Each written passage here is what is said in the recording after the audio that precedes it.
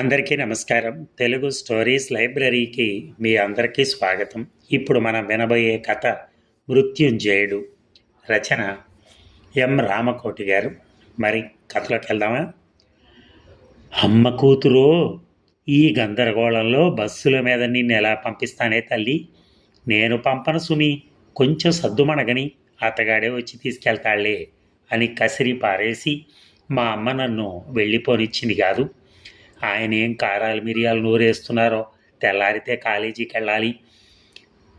తల అమ్ముకున్న తర్వాత తప్పుతుందా? తెలుగు లెక్చరర్లంటే అందరికీ లోకువే. ప్రిన్సిపాల్ లీవ్ ఇస్తాడో ఇయ్యడో. వెళ్ళలేను, ఉండలేను. విశాఖపట్నంలో చిక్కడిపోయాను. అన్నదమ్ములు అందరూ దేశం నలుమూలలా చెదిరిపోయారు.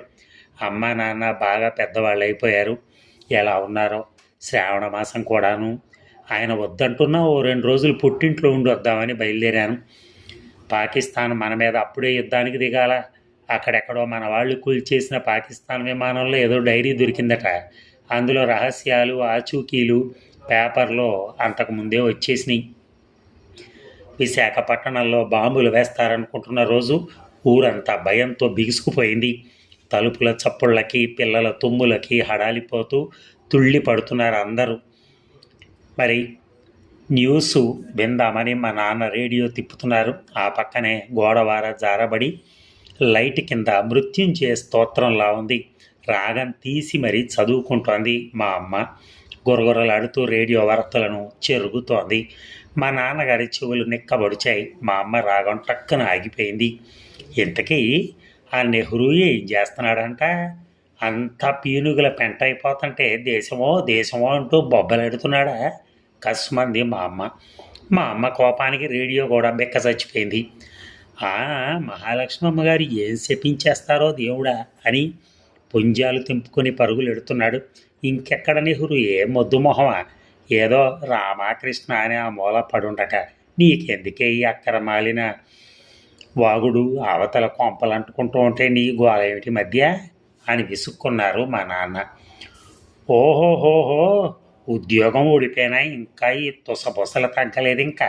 అయ్యో తెలివా, అంతా బుగ్గైపోయిన తర్వాత వీళ్ళంతా చేసే నిర్వాకం ఏమిటండి? ఏం వేలుకుంటారు?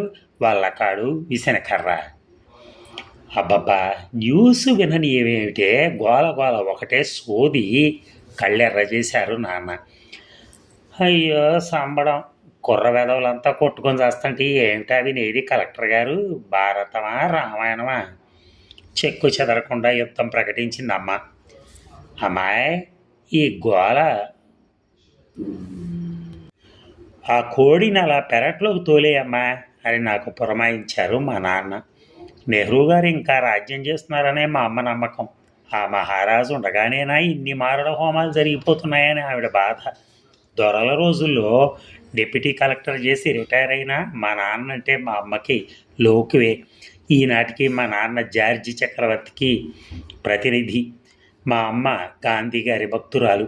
చేసిన ఉద్యోగం మా నాన్నకు బ్రహ్మ పదవి, మా అమ్మకి అది దివాణంలో కొలువు. హరిజనుల కోసం గాంధీ గారి చేయి జాచారని నిలువు దోపిడీ చేసిందట అమ్మ. ఆ రోజున మా నాన్న పడ్డ అవస్థ, తొక్కిన చిందులు చిలవల పలవల అల్లి చెప్పటం, నవ్వటం మా అమ్మ నోటే వినాలి.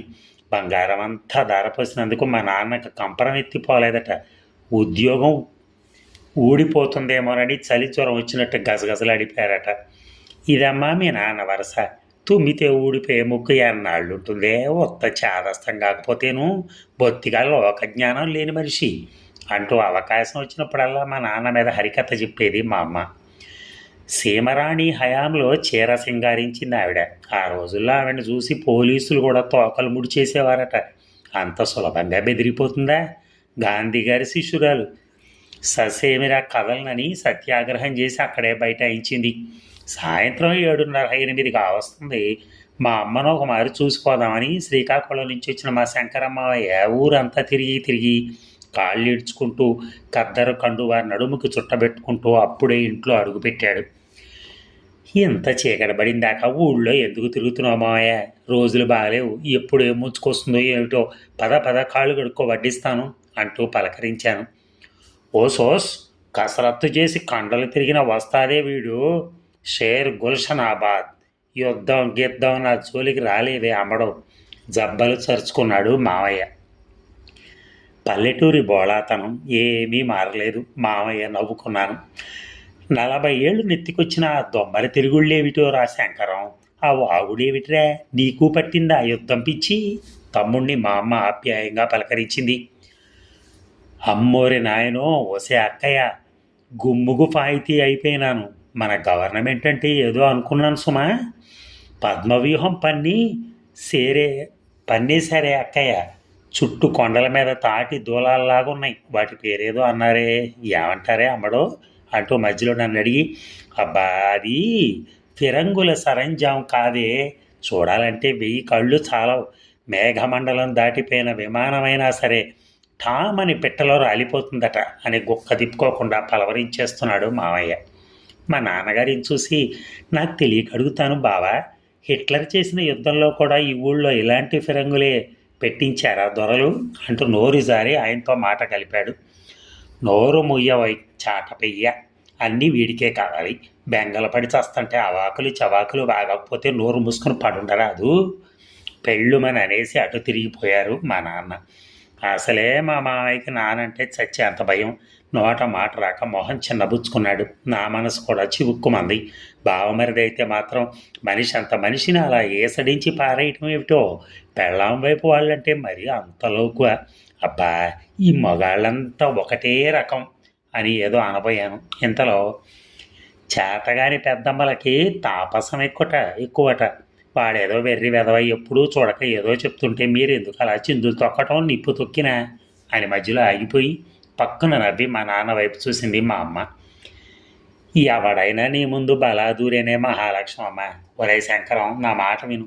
2 ముద్దలు తిని బుద్ధిగా పడుకో. ఏమిటా తిరుగుళ్ళు, తెలిసిందా? ఏమనుకున్నారో వెంటనే అభిమానంగా పలకరించి సర్దుకున్నారు నాన్న. ఆయన ఎందుకో భయపడిపోతున్నారు. ఏం ముంచుకొస్తుందో అని గాబరా పడిపోతున్నారు.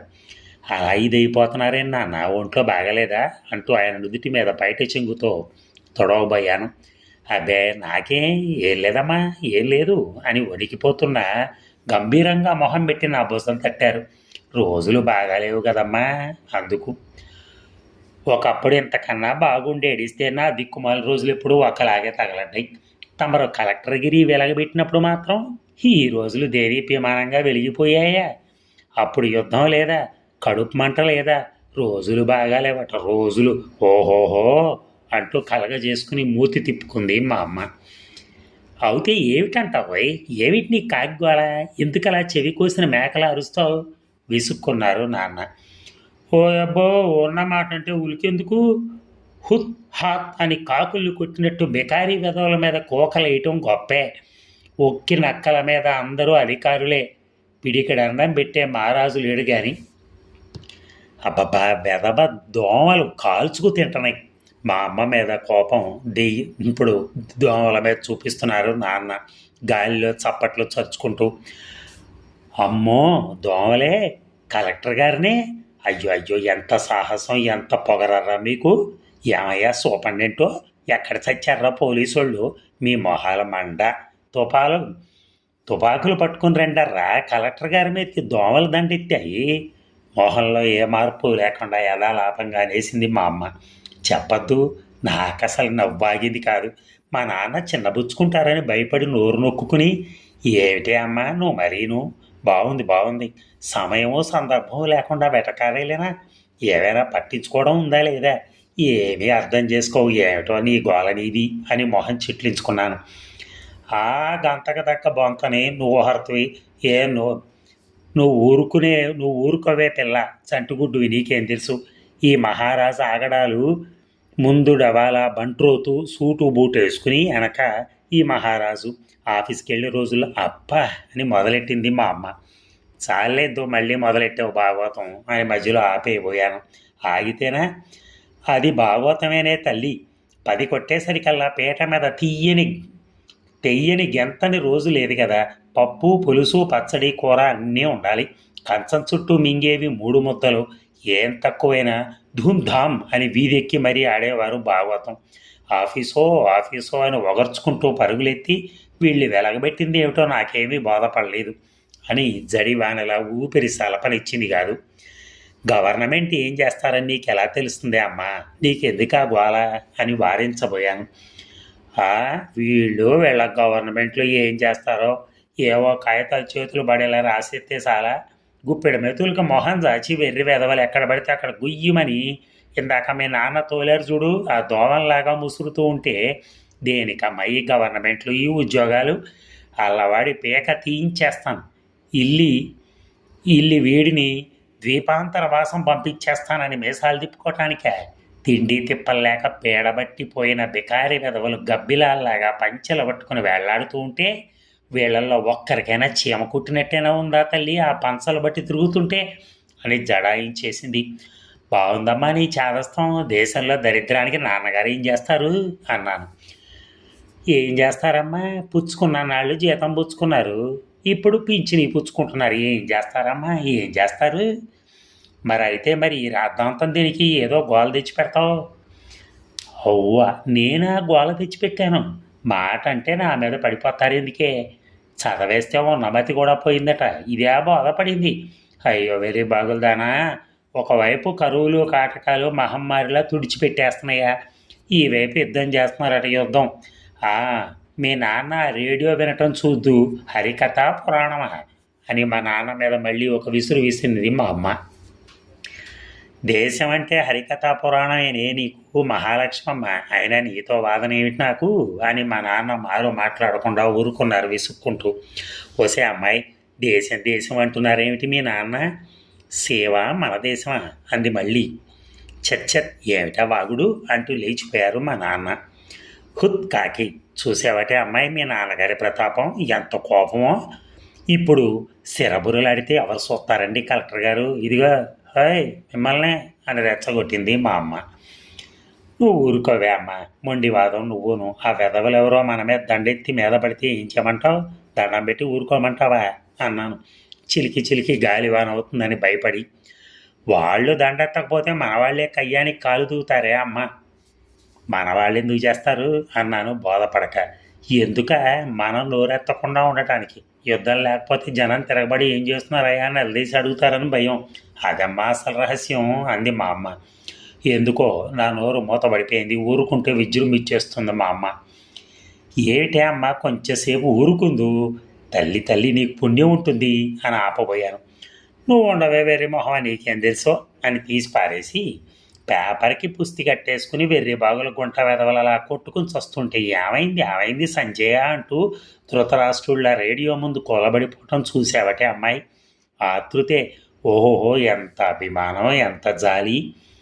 అలా మా నాన్నను నిలదీసి కడిగి పారేస్తుంటే ఏమీ తోచక నేను మామయ్య బిత్తర చూపులు చూస్తున్నాం, మా నాన్న ఏ బగ్గుమంటారో అని వెలవెలబోతున్నాం. ఇదిగా మహాలక్ష్మమ్మ, ఇలా ఉండుండి నన్ను ముసలిలాగా చప్పరించకపోతే ఒక్కమారి ఏదో ఒక శనివారం చూసుకుని పలహారంలో పంచేసుకోరా అదటే. మా అమ్మ శనివార పలహారం మీద ఒక చెడుకు విసిరి బోసిగా నవ్వేశారు మా నాన్న. అలిగి గెంతులేస్తారనుకున్న మా నాన్న పండు మీసాలు పెదాల మీద ఎగదోసుకుంటూ నవ్వేస్తూ ఉంటే తెల్లబోయి మా అమ్మ వైపు చూశాను.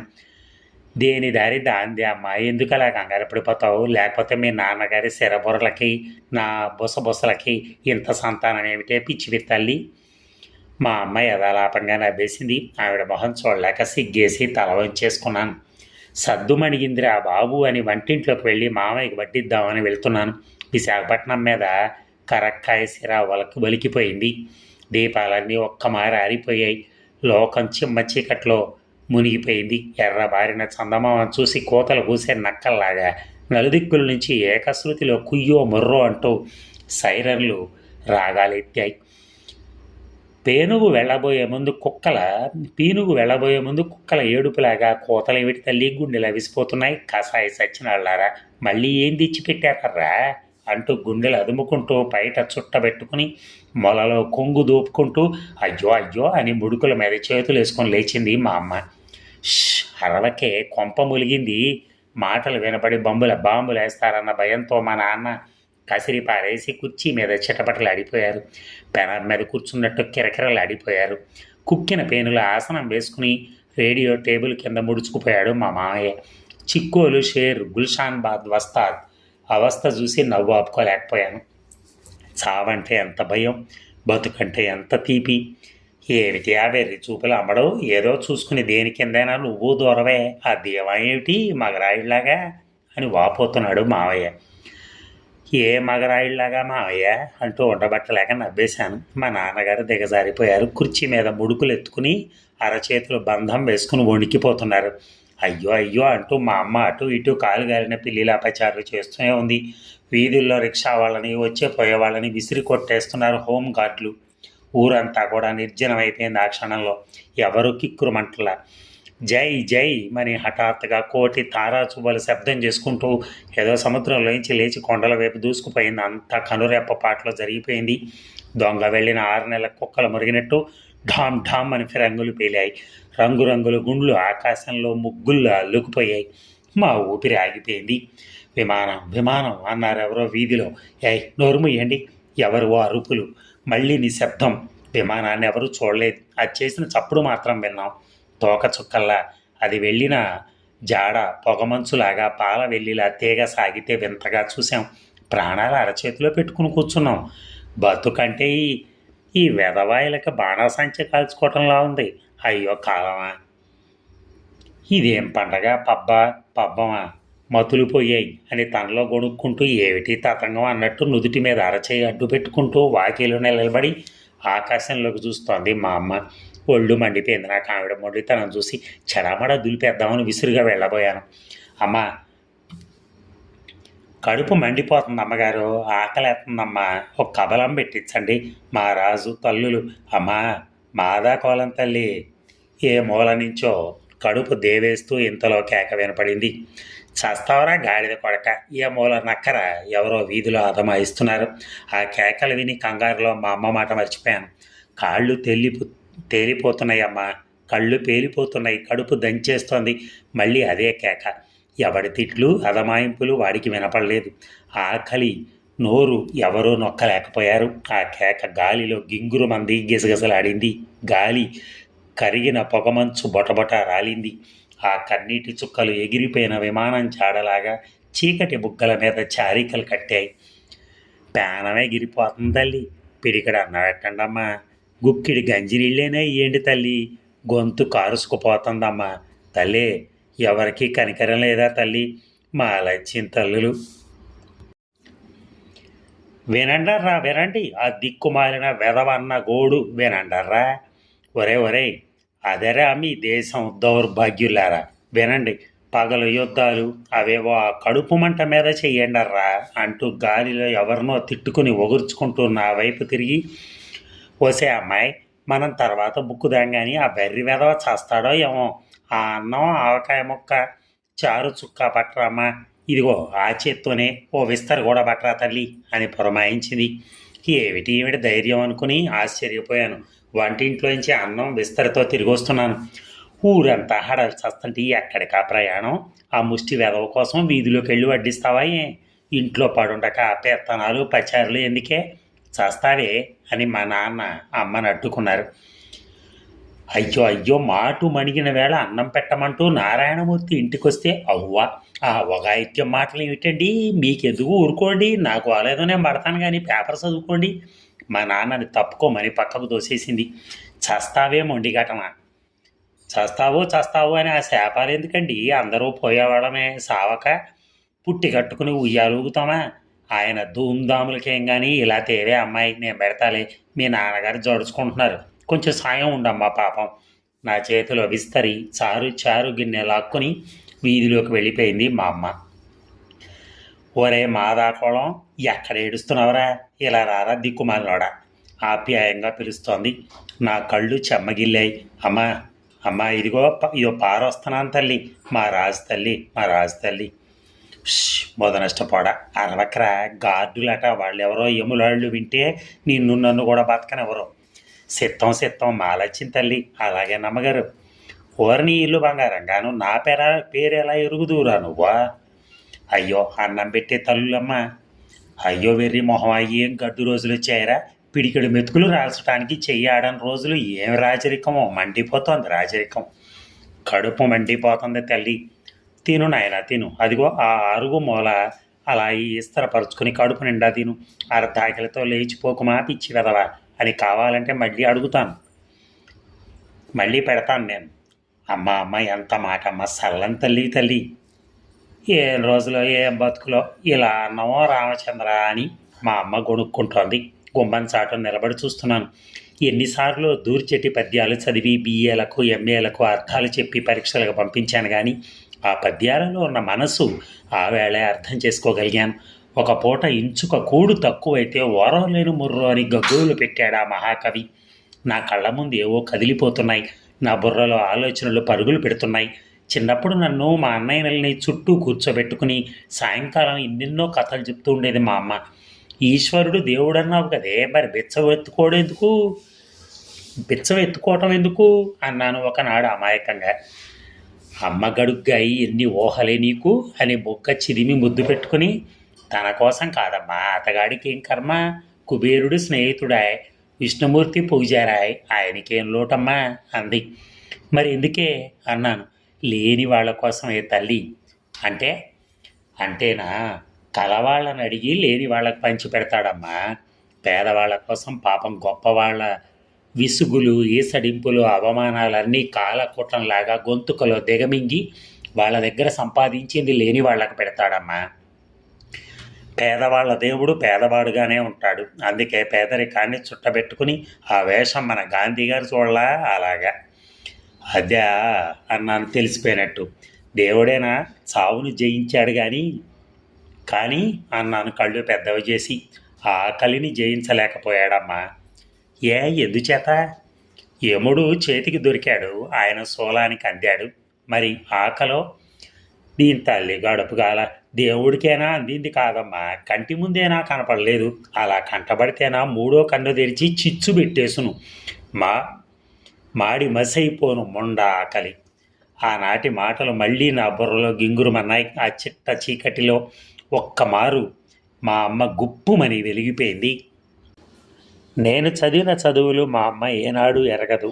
అంత సూటిగా ఆవిడ చూడగలిగిన నిజం ఇన్నాళ్ళు నేనెందుకు చూడలేకపోయాను?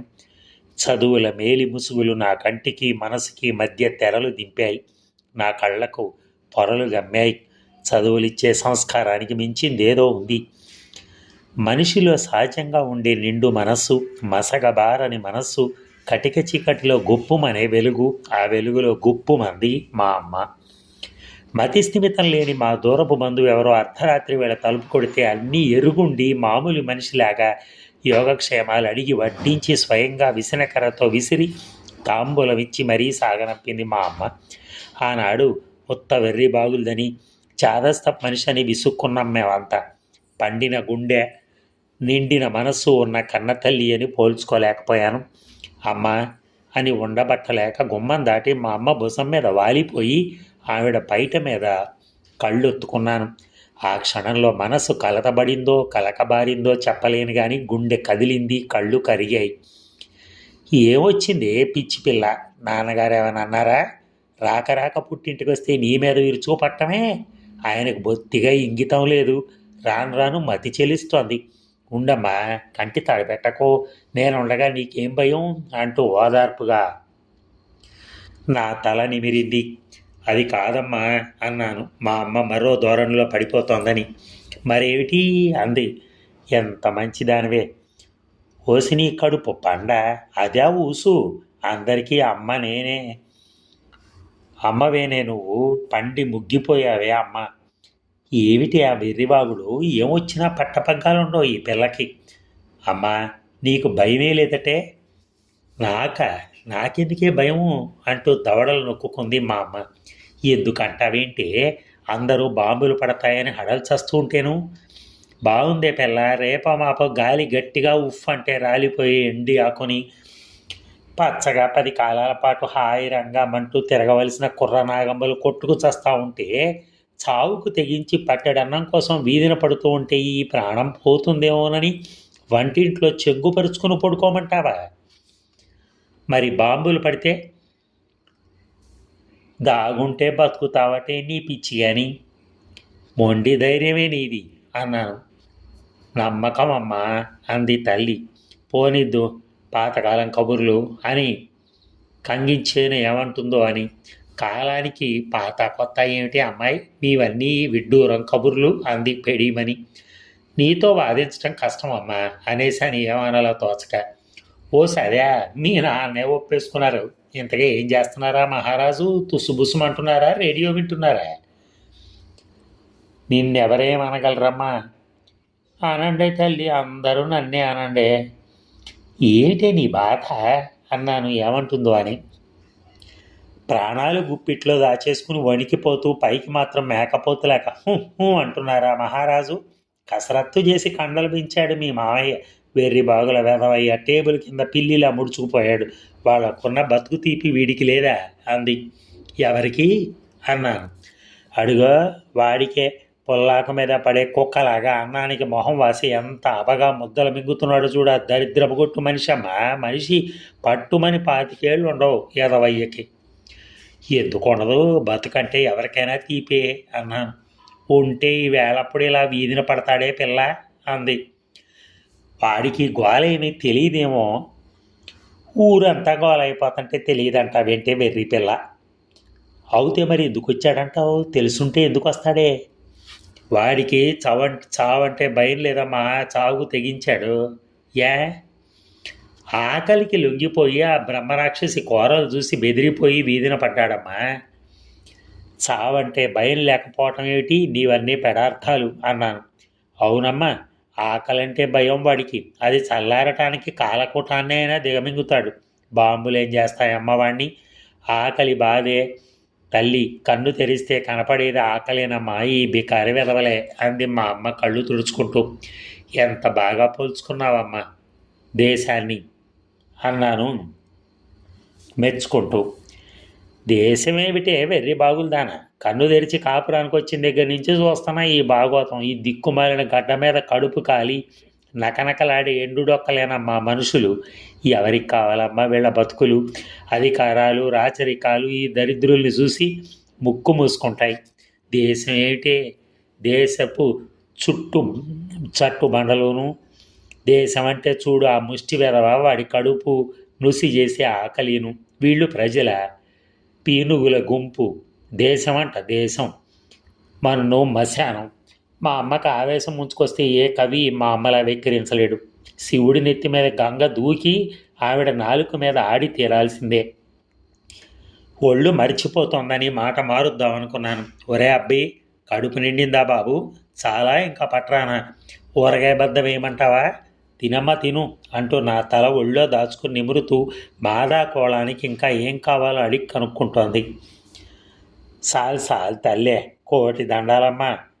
అమ్మగారు, కడుపు సిచ్చు సల్లారింది. తల్లి మాయమ్మ 100 ఏళ్ళు చల్లగా బతుకు తల్లి అంటూ ఎంగిలి చేత్తోనే దండాలు పెట్టాడు వాడు. అమ్మా అన్నాను. ఏం తల్లి అని నా మొహంలో చూసింది మా అమ్మ. నిన్ను దీవిస్తున్నాడమ్మా. ఎవడే? అడుగో. ఎవరే? అడుగనే ఆ మూలనున్న మృత్యుంజయుడు అన్నాడు మాదా కోళాన్ని చూపించి. ఓసిని తెల్లబోయింది మా అమ్మ. గుప్పున మళ్ళీ దీపాలు వెలిగాయి.